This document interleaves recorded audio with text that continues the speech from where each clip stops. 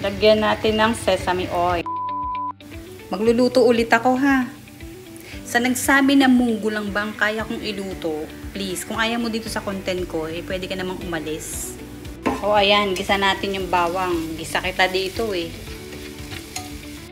O, isunod ang sibuyas. Sunod ang sibuyas. Ang lulutuin ko ngayon, manok.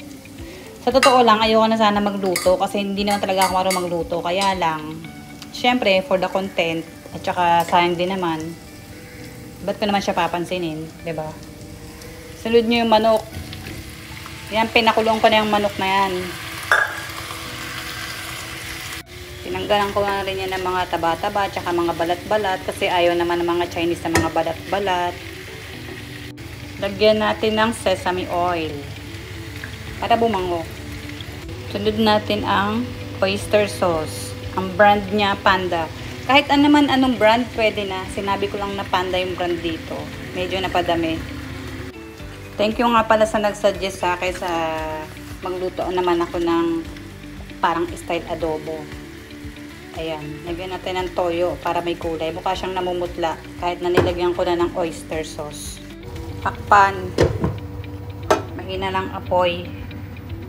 Dahil nakalimutan ko ang luya, ngayon maggigisa ako muna ng bukod ng luya. Ayun yung luya. At ito, nilipat ko siya sa isang malaking kalat. Ayan, ginigisa ko na ang luya. At totoo lang, kinikita ng mga content creators sa mga bawat video, mataas na yung 0.03. Totoo yan, legit yan. 0.03 cents. Ayan, sunog na yung luya. Sunog na. Pwede ko nang ilagay dito. Ito, nilagyan ko ng tubig kasi tuyo. Tsaka dapat pakuluin natin ang pakuluin. Yung luya.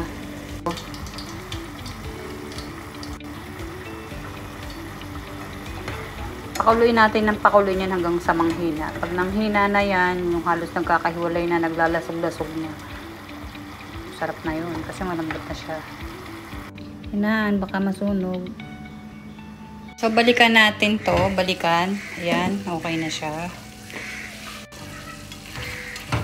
Halu-haluin. Kung okay naman na siya, gusto ko siya lagyan ng eto, gata. Gata. Yung adobo na merong gata.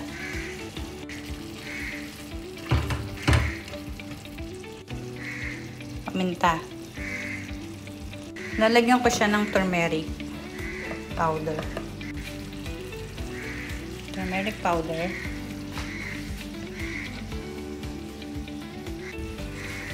Haluin.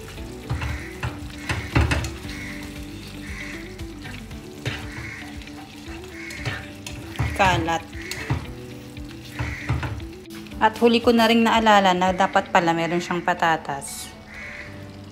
Dapat nga pinirito ko to pero since andyan na, huli ko na lang na ganyan. Ang lalaki yata ng tibag ko. Pahiwalayin natin to. Dapat to piniprito Yung iba piniprito to kasi nakalimutan ko. Pati nagmamadali kasi ako. Nagmamadali ako magluto. Kasi iniintindi ko yung alaga ko. Kailangan sandali lang talaga ako sa labas.